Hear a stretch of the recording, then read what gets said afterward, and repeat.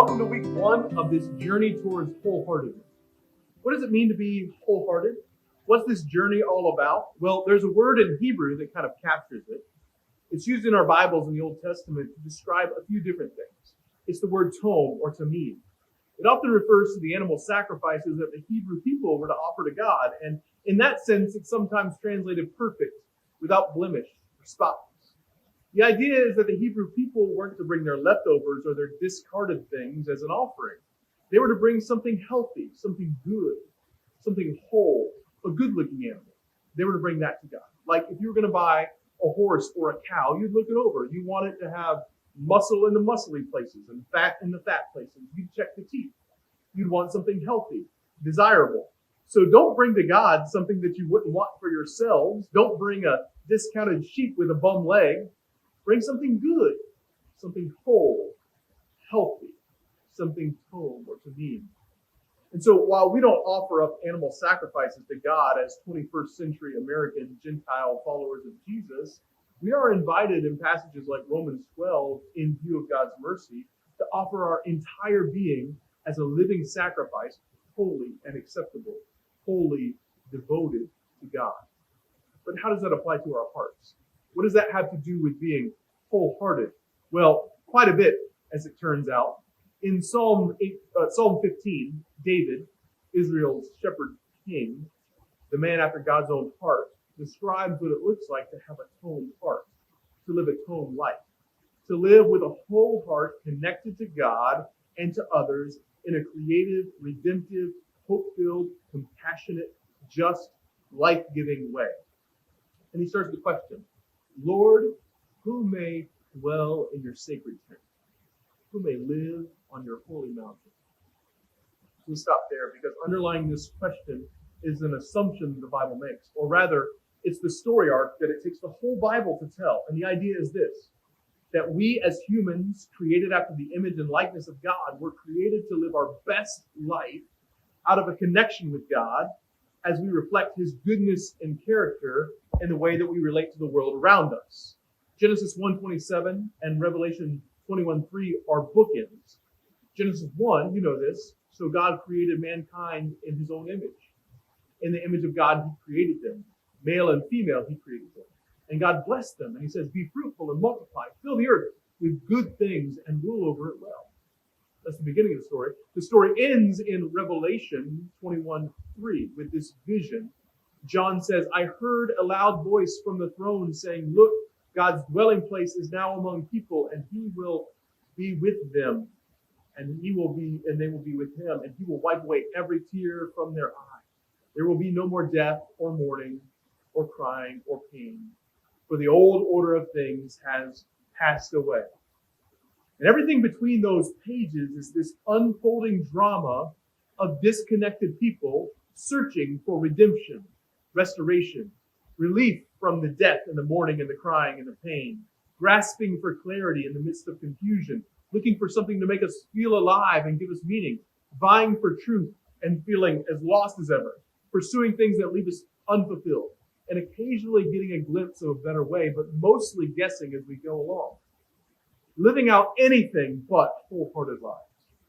So does this man after God's own heart have something to tell us about living wholehearted lives? Well, he gives us this answer.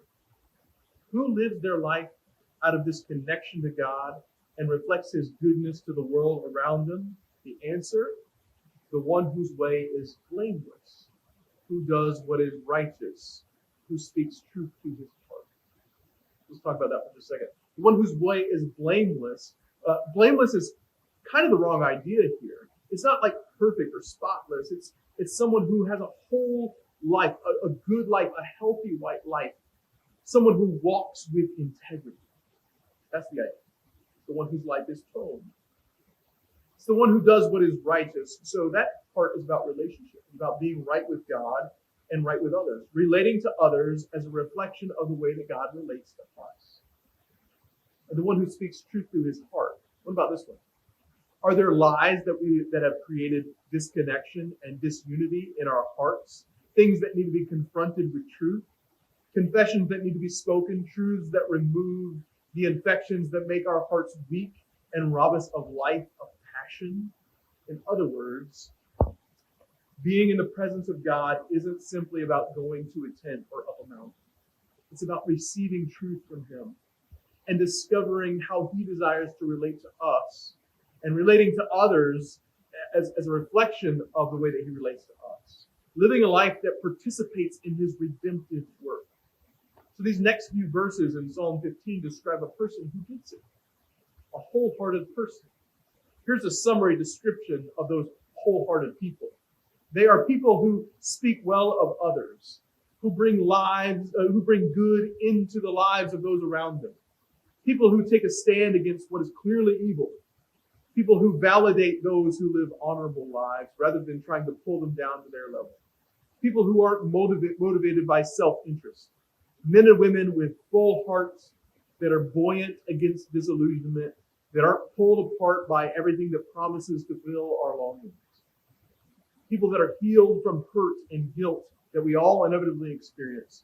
These are the people who are able to live out what Jesus describes as the greatest commandment. You might know that. He says the greatest commandment is that we would love the Lord our God with all of our heart, with our whole heart, with all of our soul, and with all of our strength. Oh, and the second is like it, to love our neighbor as ourselves. Wholehearted humans reflecting the image of God and participating in His redemptive activity. Well, there's so much more that we could say about this idea, but I want to leave you with this. It's a promise repeated 3 times by God Himself in the book of Ezekiel. In chapter 11, verse 19, He says it this way, I will give them an undivided heart and put a new spirit in them. I will remove from them their heart of stone and give them a heart of flesh, a soft, responsive heart of flesh. There's good news for you. If you feel disillusioned by life and are tired of pursuits that leave you feeling empty, like your give-a-darn is busted, God wants to intervene to restore our disconnected and disjointed hearts. Ultimately, it's God alone who can restore our divided hearts. So the drama unfolding isn't just about us seeking something, it's about God seeking us.